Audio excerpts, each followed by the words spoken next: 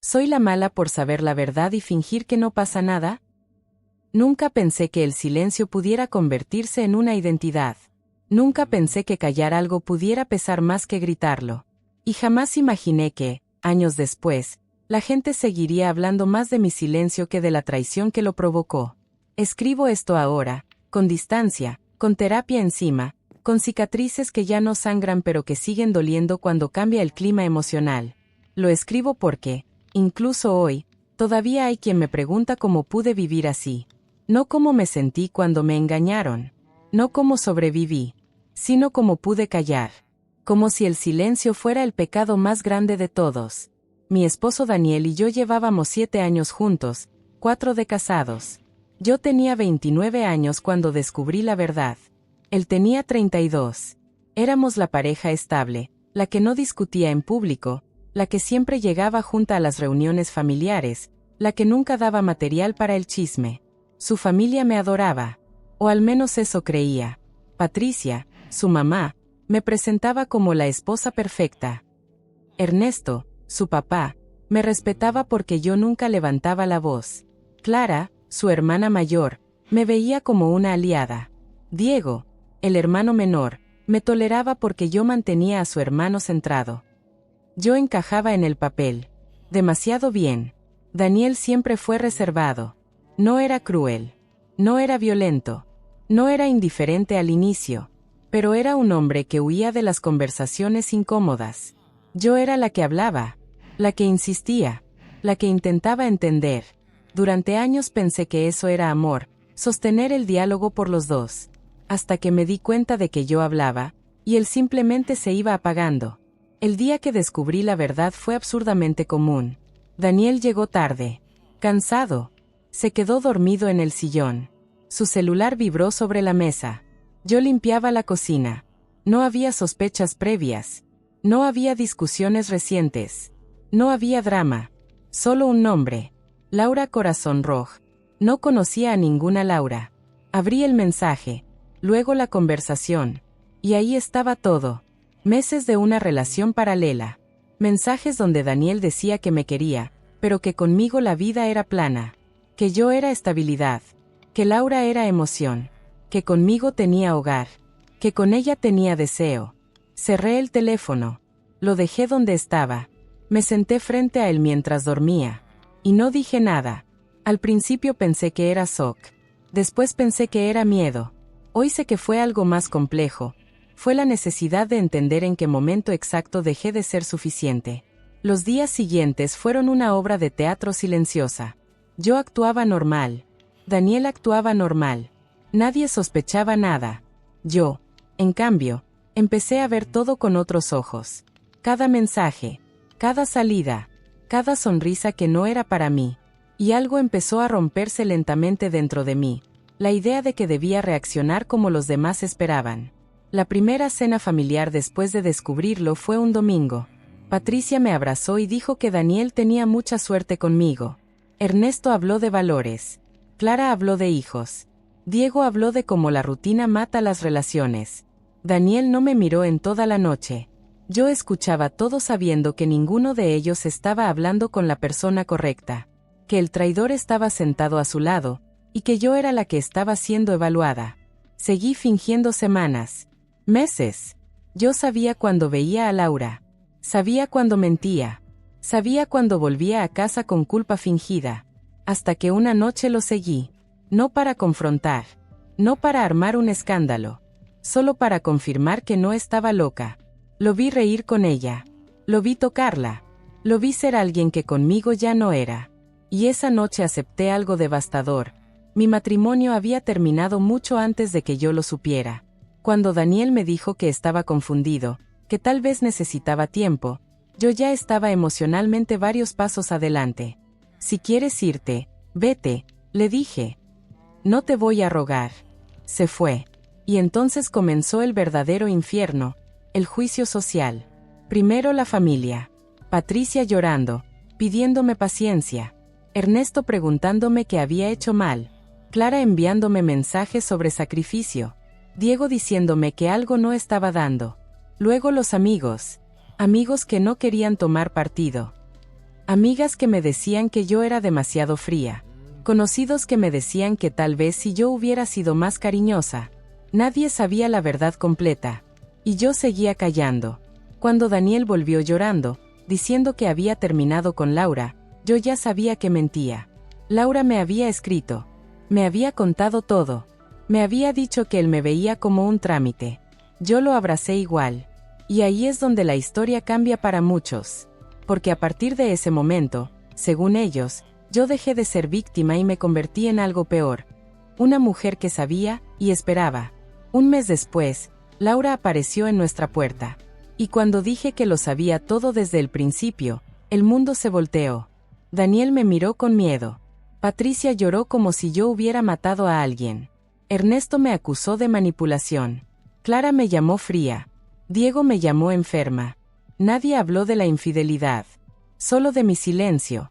Después vino el divorcio. Y con él, el aislamiento. Perdí amigos. Perdí contacto con su familia. Perdí la narrativa. Daniel contó su versión. Yo me quedé con la mía.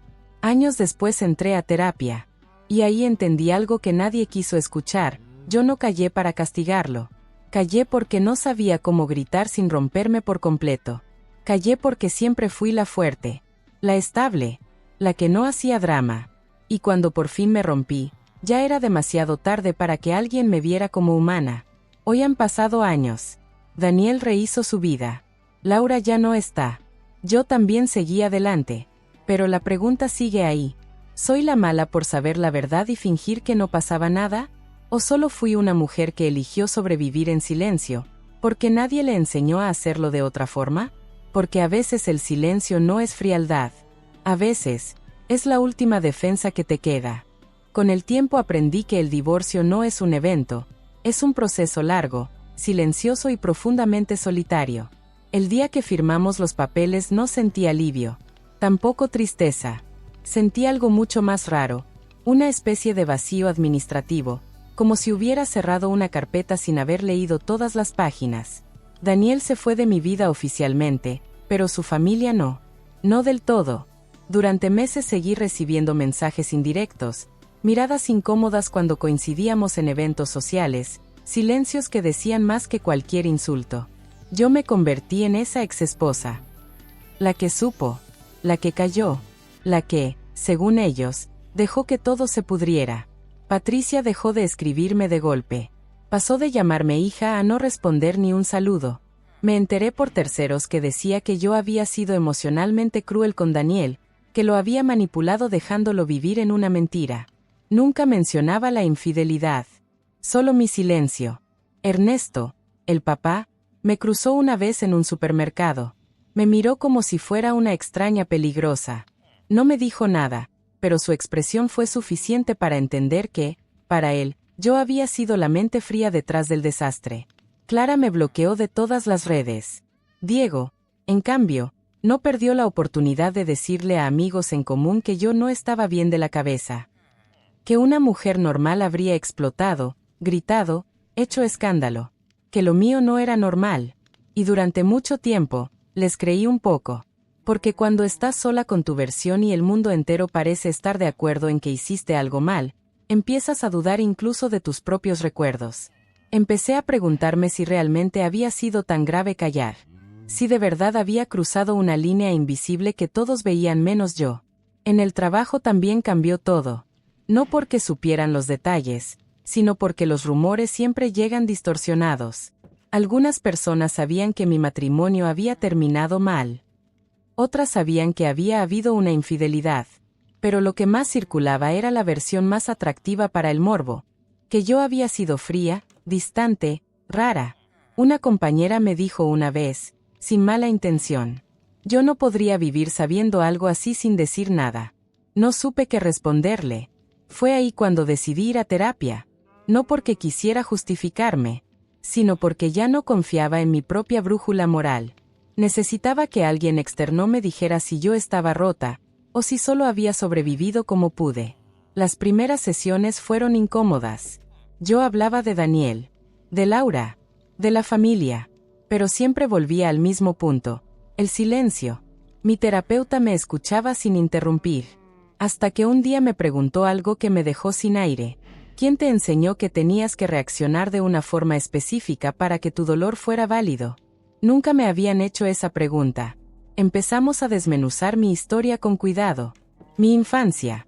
Mi rol en las relaciones. Mi necesidad constante de ser la madura. La comprensiva. La que no arma problemas. Y entendí algo que fue tan doloroso como liberador. Yo había aprendido, desde muy joven, que el amor se sostenía callando. Callando para no incomodar. Callando para no perder. Callando para no parecer exagerada. Mi silencio no había sido una estrategia consciente para castigar a Daniel. Había sido un reflejo automático de años de aprender que mis emociones eran algo que debía gestionar sola. Eso no me convertía en una santa, pero tampoco en un monstruo. A los 2 años del divorcio, supe que Daniel se había vuelto a casar. No con Laura, con otra mujer, más joven, más espontánea, según decían. Cuando me enteré, no sentí celos. Sentí una tristeza extraña, como cuando ves a alguien repetir un patrón que tú ya conoces demasiado bien. Un tiempo después, Patricia me escribió.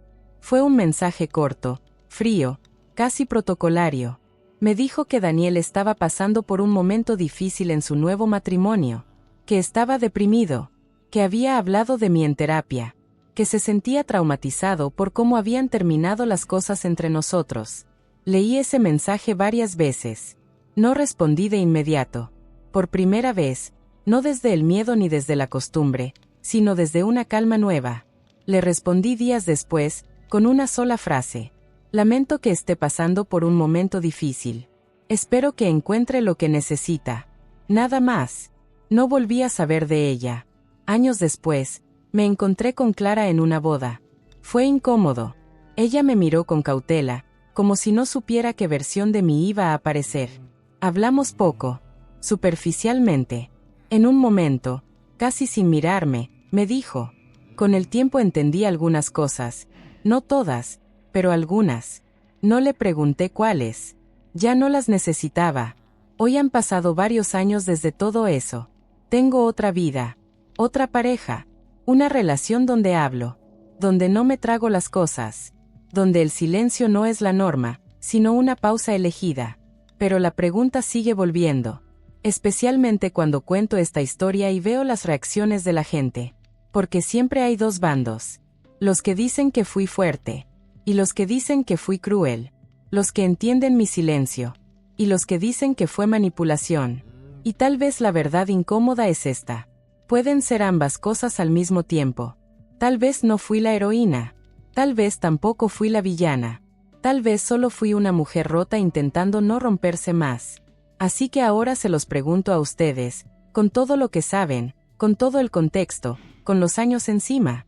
¿Soy la mala por saber la verdad y fingir que no pasaba nada? ¿O fue ese silencio lo único que me permitió salir viva de una historia que ya me estaba destruyendo?